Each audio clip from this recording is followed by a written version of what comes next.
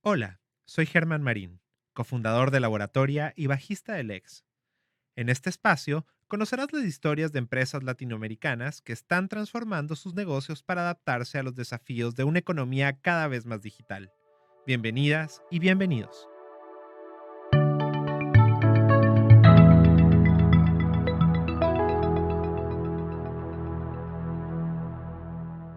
Antes de iniciar nuestra historia, queríamos invitar a quienes nos escuchan a seguir nuestro podcast a través de nuestra página web en http://laboratoria.la/la-nueva-orden. Tenemos muchas historias por delante que esperamos sigan ofreciendo un espacio para aprender de la mano de los latinoamericanos que decidieron cambiar sus paradigmas para desarrollar ideas que trascienden. Cuando inicié mi carrera como emprendedor, escuché muchas veces hablar de Pedro Neira como un modelo a seguir en el mundo del emprendimiento. Su pasión por crear lo han llevado a construir varios productos digitales que han dejado una marca importante en la economía digital latinoamericana. Además, todos quienes lo seguimos hemos aprendido de él que ser un gran emprendedor no es solo tener las agallas para desarrollar un negocio por cuenta propia, sino que también es necesario decidir cerrar los proyectos cuando los modelos de negocios no funcionan. Pedro es para mí una referencia de fallar para aprender, y para saber a qué me refiero con esto, los dejo con los inicios de su historia. Bueno, mi padre es español, venía de una familia bastante tradicional, clase media, baja, y mi madre, todo lo contrario. Bueno, mi madre es peruana y venía de una familia de clase, digamos, muy alta aquí, ¿no? Se conocieron en los 70s, en la época hippie. Mis padres eran hippies en una época larga y, y en un momento me tuvieron a mí.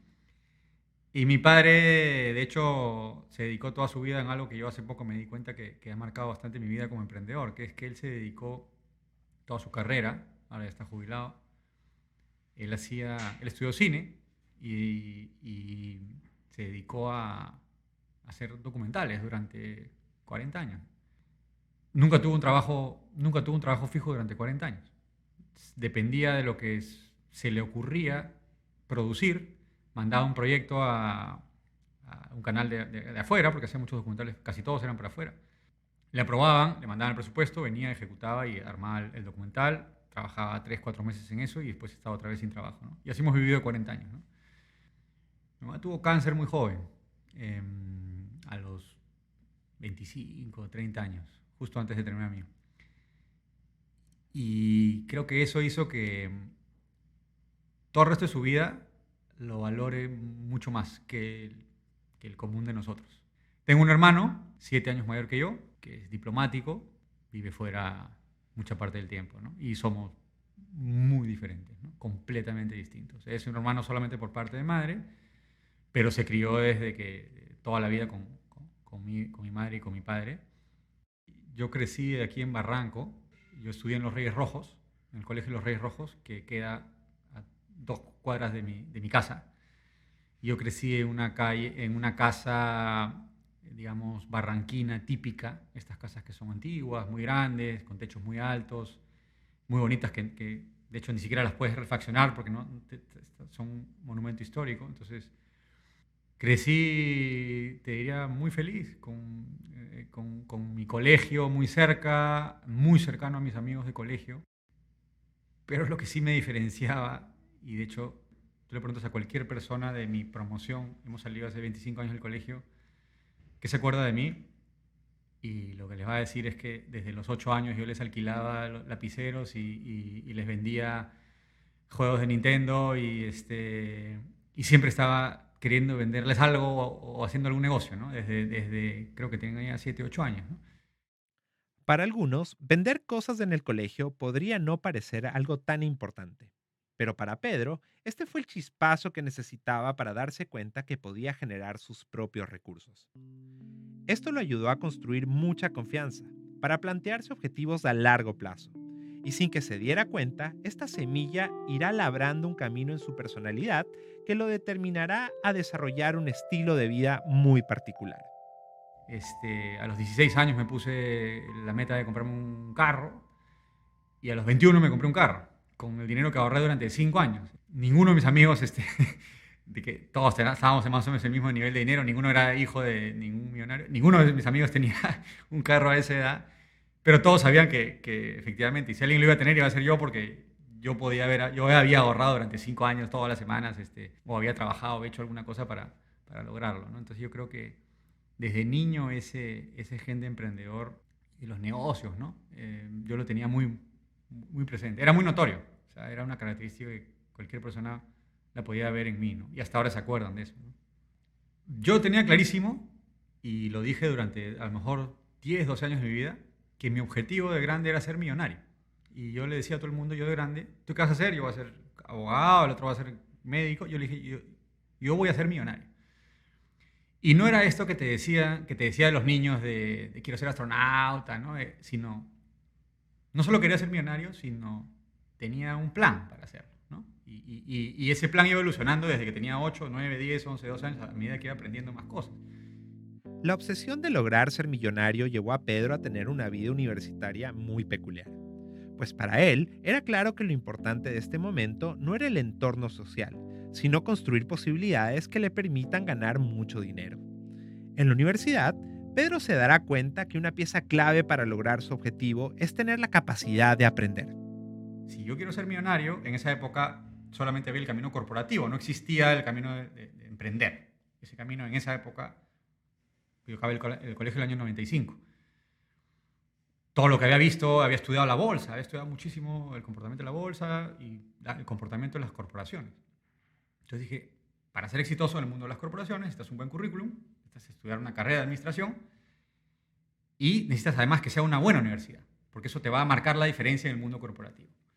Conscientemente, durante esos 5 años dije, yo no voy a hacer amigos, no me interesa, es una pérdida de tiempo.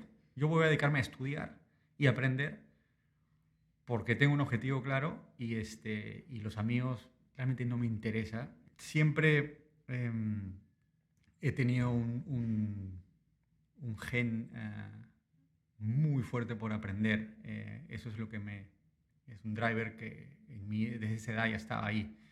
Mi objetivo en esa época era incluso llegar a Wall Street.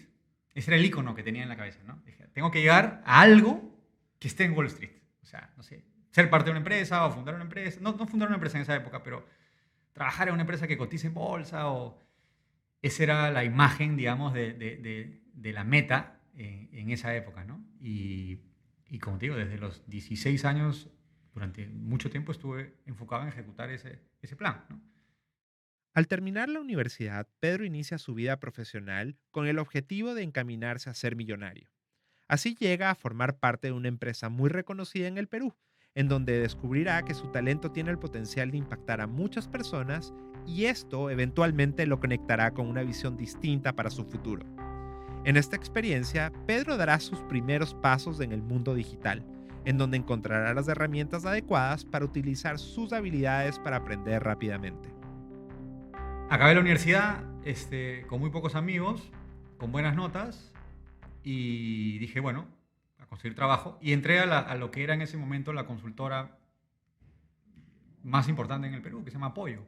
Es un grupo empresarial que tiene varias empresas, unas de consultoría, otras de encuestas en esa época, de investigación de mercados, y empecé a trabajar en la presidencia del Grupo Apoyo. Tuve la enorme suerte de conocer a Felipe Ortiz de Ceballos, que era el presidente del grupo. Yo trabajé en la presidencia muy cercano a él. Entonces, yo siendo muy joven, pude trabajar al lado del tipo más senior de esta empresa. Todo lo que había leído hasta ese momento era gente que quería ser millonaria, gente que quería acumular cosas para sí misma, y no me había topado con nadie, o con ninguna historia, con ninguna persona cuyo objetivo de vida fuese servir a otros, ¿no? Y me chocó mucho. Dije, oye, pero si podrías estar haciendo muchísimo más dinero en estas otras cosas, ¿por qué no lo haces? ¿No? Porque ya tengo dinero, no necesito más. ¿Y por qué haces estos giros de acá? ¿Por qué tienes este instituto? ¿Por qué tienes esta ONG? ¿Por qué trabajas para el Estado si hay corrupción? Porque quiero que mi país salga adelante. Y aprendí mucho de él. Eso me cambió hasta el día de hoy. completamente que el objetivo de vida de una persona no necesariamente era solamente su propio beneficio, sino que existía la posibilidad, que hasta ese momento no la había visto, de hacer algo por los demás, ¿no? Pero hubo otra cosa en apoyo que me cambió, que sí me cambió, que fue uno de los proyectos que hice tenía que ver con temas digitales. Y me dieron el encargo, sobró un presupuesto de un proyecto que se llamaba Matemáticas para Todos, que eran libros. Me dijeron, me habían quedado $10,000, ¿por qué no te armas una web? Y dije, ya, bacán, no sabía nada de digitales. Contraté un equipo de 5 personas y armamos la web que luego se convirtió con el tiempo en uno de los proyectos de educación más grandes que ha habido acá en el Perú, porque hacía que niños aprendan matemáticas, cosa que los libros no podían lograr. Metimos toda una currícula de matemáticas para que los niños puedan estudiar online en una página en el año 2001, y los niños están felices de hacer matemáticas en Internet, que normalmente los niños le tienen pues, un terror a las matemáticas, ¿no? El hecho de que era Internet, que era interactivo para esa época, era súper innovador. Contratamos un caricaturista, cosas que tenían movimiento. Para su época fue algo bastante innovador. Y a mí lo que me cambió el chip fue, oye, con $10,000 y 5 personas se puede hacer algo de este calibre. Dije, wow, no puedo creer que esto sea posible. O sea, con muy pocos recursos y en este ambiente se puede, es otro juego. Como Pedro lo dice, este es el inicio de un nuevo juego en su vida y una influencia inmensa en sus planes a futuro. Apoyo se convirtió en la experiencia que hará que Pedro pivotee su visión de ser millonario. Su incansable instinto de superación lo llevará a buscar una nueva fuente de aprendizaje en España a través de una maestría. Felipe Ortiz de Ceballos ya había sembrado una semilla en la mentalidad de Pedro, abriendo su perspectiva profesional en donde el mundo corporativo ya no era la única opción para su futuro. Pedro culminará la maestría influenciado por muchas personas de diferentes países, quienes le mostrarán que los trabajos donde se gana más dinero no son necesariamente los más interesantes para él. Esto lo empujará a explorar el mundo del emprendimiento. Postulé a Google, postulé a todas las big techs que habían en ese momento. No entré a ninguna. Y en ese camino llegó un tipo a la maestría con un proyecto digital. Y dijo, quiero hacer esto, no lo sé hacer, no soy gestor, sé mucho de un tema, pero no soy gestor, quiero buscar a alguien que lo haga. Y yo vi eso y dije, esto es, o sea, acá me voy a ir a trabajar, ¿no? Y ese fue lo que fue mi primera startup, acabando la maestría, que en ese momento no tenía la menor idea ni que era una startup, ni que era un emprendimiento, ni tenía idea de nada. Simplemente era un trabajo en temas digitales que a mí me entusiasmaba hacer, ¿no? Claro, en ese momento me topo con lo que se topa todo emprendedor, ¿no? Naces con una idea que te entusiasma increíblemente, dices, acá hay una oportunidad gigantesca, tienes un socio que está pensando lo mismo y no tienes nada más, ¿no? Eso es todo lo que tienes. Tienes una página en blanco. Con mucha adrenalina, Pedro inicia su primer emprendimiento junto a un socio. El negocio intentaba llevar el modelo low cost de los aviones a la imprenta offset para el mundo de la publicidad. Esta experiencia lo ayudará a desarrollar varias habilidades que irán desde liderar equipos de desarrolladores que puedan producir un producto digital hasta levantar dinero para impulsar el negocio. Como muchos emprendimientos, las primeras etapas son complicadas y hay alto riesgo de fracasar. Pedro y su equipo no fueron una excepción en este caso, pues la crisis económica en España provocó el desplome de las inversiones que empresas hacían en publicidad. A este punto, su interés regresó a ver al Perú, pues la economía despuntaba y las oportunidades empezaban a florecer para las personas con buenas ideas. Pedro decide junto a su familia regresar a su país para emprender junto a un amigo, con el cual descubrirán una mina de oro en el mundo inmobiliario con el portal A Dónde Vivir. Bueno, ¿a dónde vivir? Se empieza a despuntar, empieza a tener éxito. Nos volvimos el portal inmobiliario líder del Perú en poco tiempo. Empezamos a entrar, nos dimos cuenta que teníamos cierto éxito cuando nuestra competencia, que era el periódico impreso El Comercio, nos se da cuenta que existíamos. ¿Ok? Porque nuestro objetivo siempre fue, oye, el periódico impreso tiene 2 centímetros de alto, yo voy a ser exitoso cuando esto mida 2 milímetros. Ese es nuestro objetivo. Es un mercado que es una estupidez que viva en el papel, como hace 120 años.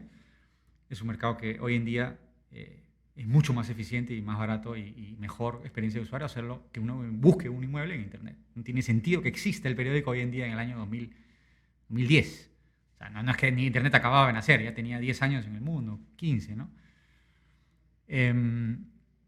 A Dónde Vivir empezó a crecer mucho en tráfico, se volvió el portal, todavía de un mercado pequeño e incipiente, pero era el portal líder. No teníamos un real, teníamos muy poco dinero.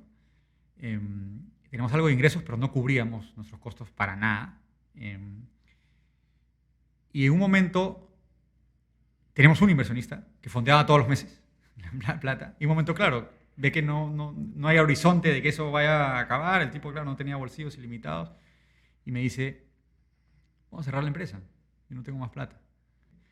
Logramos levantar dinero, además mucho más del que buscábamos, de un fondo, del fondo más grande del mundo que invierte en emerging markets, que se llama Tiger Global Management. A mejores condiciones de las que pensábamos en ese momento, tanto que ellos dos se fueron. Mis dos socios en ese momento se fueron en ese evento de liquidez. Yo me quedé trabajando 2 años más. Y lo que pasó con Dónde Vivir en esa segunda etapa fue que ya pasamos de ser la startup de garaje a ser convertirnos ya en una empresa, ¿no? Porque el modelo de negocio ya está probado. Empezamos a ejecutar, contratar, creció el área de ventas muchísimo, crecimos en ventas una barbaridad y se convirtió en una empresa con know-how internacional, porque esa empresa también, ese fondo había comprado portales en otros países, en Brasil, en México, luego en Argentina, y crecimos muchísimo, ¿no? Fue bonito ver también esa etapa de crecimiento exponencial después de haber visto el comienzo, ¿no? que era todo era peanuts y luego ves que se convierten en millones, ¿no? Fue una bonita etapa también, sí, bien distinta. Finalmente, Pedro sentía que había construido un proyecto que generaba valor. Pero veremos cómo el éxito para un emprendedor no lo es todo. De hecho, hay personas como Pedro quienes descubren que la parte más poderosa de emprender es cuando el lienzo para construir la idea está completamente en blanco. Lo que pasó en ese momento fue algo bien interesante para mí, que la empresa se fue volviendo cada vez más exitosa y había una correlación directamente proporcional entre el éxito de mi empresa y mi infelicidad. Cada vez que la empresa le iba mejor, yo iba siendo más infeliz, hasta el punto en el que la empresa era sumamente rentable y era un éxito, y yo estaba casi deprimido. Y no entendía por qué, porque todas las películas que puedes ver o todos los libros que lees te dicen, oye, si la lograste, pues eres un hombre exitoso, lograste que tu empresa le vaya bien, ergo debes ser feliz. En esa etapa de descubrimiento yo dije, pero entonces, ¿qué es lo que realmente me hace feliz? Y me di cuenta es emprender, iniciar, empezar algo, de cero. La página en blanco es lo que a mí me emociona. Ver el futuro incierto, ¿no? Entonces dije, eso me tomó un tiempo, ¿no? Interno, y cuando me doy cuenta de eso dije, bueno, entonces me tengo que ir. Me tengo que ir de aquí. Esto no es un emprendimiento más, se ha convertido en una empresa exitosa. Hay otras personas que lo van a hacer seguramente mejor que yo, o por lo menos más felices que yo. Y yo me tengo que ir. Preparé una carta como de 3 páginas en donde exponía de manera muy estructurada, pero también muy emotiva, por qué me iba, ¿no? Hice una reunión con toda la empresa y empecé a leer la carta, y en el primer párrafo el 70% estaba llorando. Tú no estabas llorando porque me iba, y también porque entendían por qué me iba.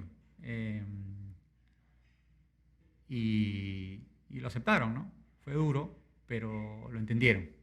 Me tomé el esfuerzo de explicarles, porque creía que era importante para ellos que entiendan por qué yo me estaba yendo. Y bueno, lo hice así y me fui a mi siguiente emprendimiento, ¿no? Después de culminar una experiencia intensa en a dónde vivir, Pedro comienza un periodo de reflexión sin tener una idea muy clara que lo lleve a su nueva aventura en el mundo del emprendimiento. Lo fascinante para muchos de los que emprendemos es que cualquier momento de la vida puede generar un aha moment que dé paso a desarrollar una nueva iniciativa. Pedro no es la excepción. Sus amigos serán la fuente de información que iniciará su nuevo emprendimiento Mi Media Manzana. Empecé a investigar muchísimo, dedicaba muchas horas y dije, y me llegué por X, Y, Z, bueno, no, llegué por una historia personal previa a, al mundo del dating online, ¿no? Esto había pasado que hace un par de años antes, cuando estaba en A Dónde Vivir, no tenía ninguna idea de emprender nada, estaba contento en mi trabajo, me invitan a un matrimonio de un amigo de mi maestría que se casa en Canadá, matrimonio increíble y tal, tal. Y al tipo, lógicamente, le preguntamos, oye, ¿dónde conociste a tu mujer? ¿No? Ah, en esta página de dating online. Dije, ¿dating online? ¿Qué es esto? O sea, La experiencia de construir dos emprendimientos generaron muy buenas referencias en la vida profesional de Pedro. La experiencia de emprender ya no es más un lienzo en blanco para él. Es más bien la oportunidad de refinar los procesos y decisiones que lo ayudarán a construir una iniciativa exitosa. mi media manzana ha sido, para mí personalmente, probablemente el emprendimiento más importante por varias razones, ¿no? La primera razón fue porque fue la primera vez, siendo mi cuarto emprendimiento, en donde yo era consciente que estaba emprendiendo.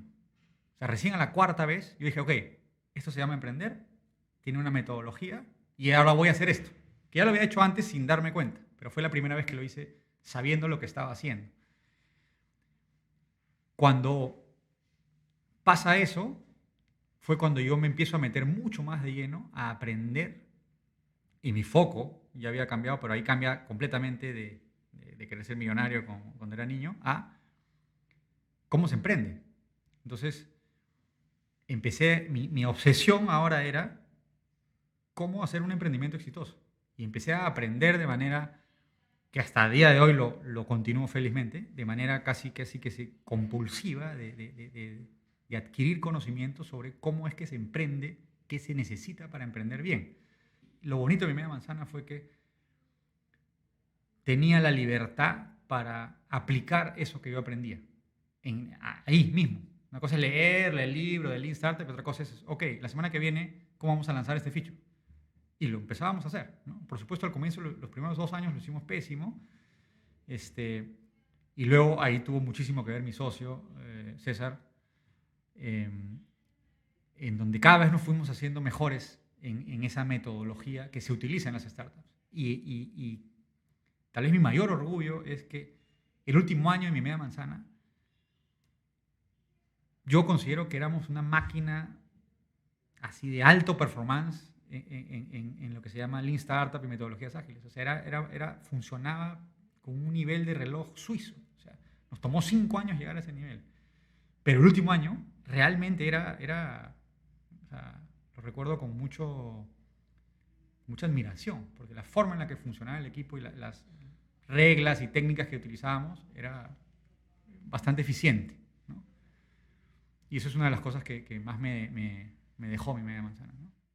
Me impresiona mucho cómo Pedro ha logrado ir perfeccionando su habilidad para emprender. La vida le ha dado de alguna manera un doctorado para crear nuevos negocios. Pero lo más impactante es que estas experiencias lograron romper con su objetivo de ser millonario, cambiándolo por la adrenalina de experimentar con ideas nuevas. Pedro finalmente encontró eso que había buscado desde niño, un espacio para usar sus ganas de aprender, su interés de explorar cosas nuevas, su disciplina, enfoque y perseverancia para crear lo nuevo usando el Internet como una plataforma para generar valor.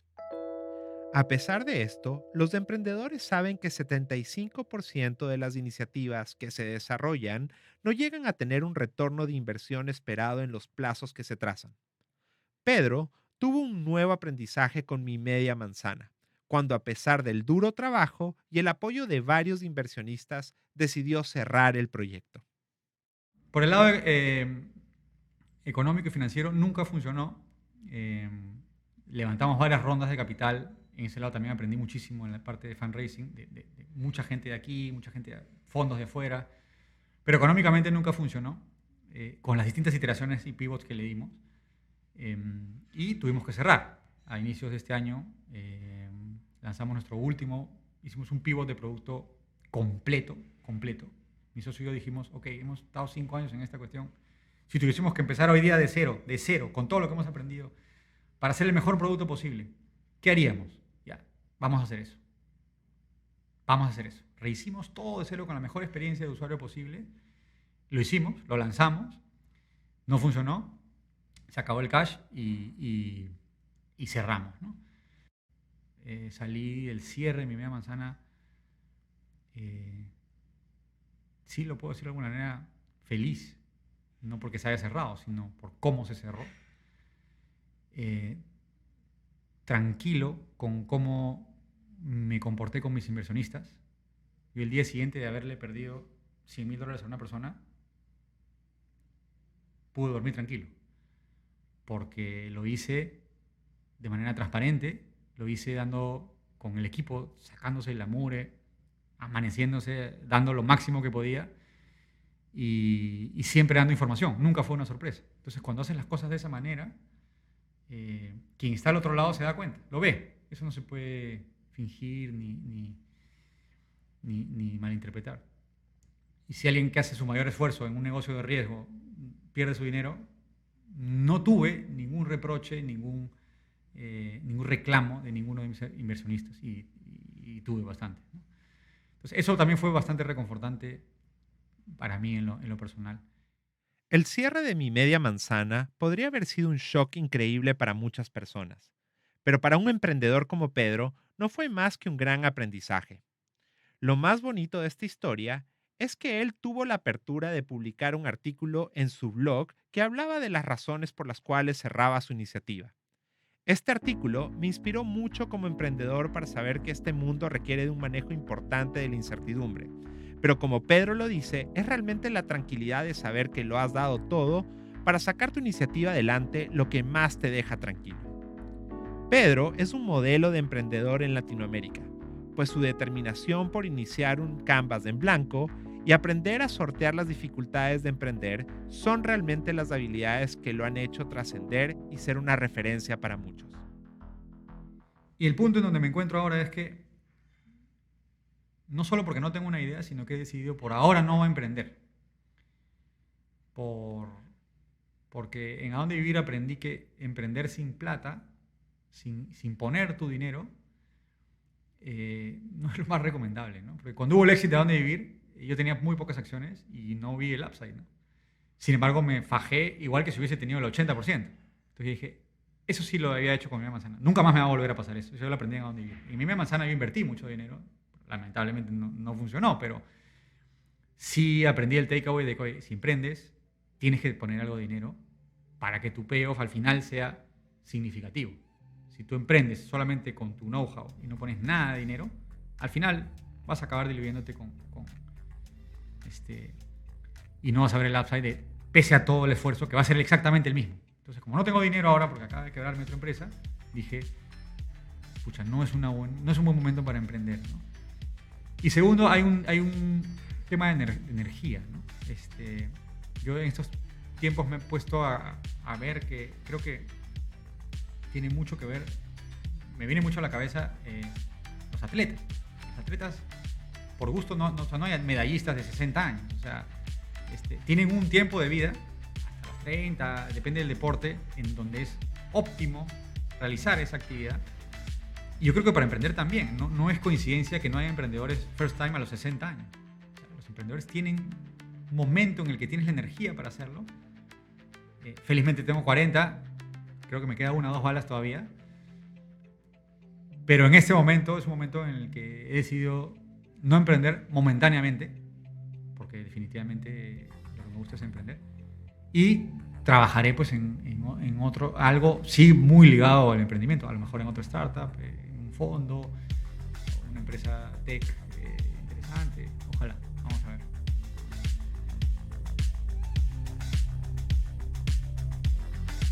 Este episodio fue producido por Laboratoria. Las personas que participaron en la creación de este material son Germán Marín y Gianfranco Dinegro. Gracias por escuchar.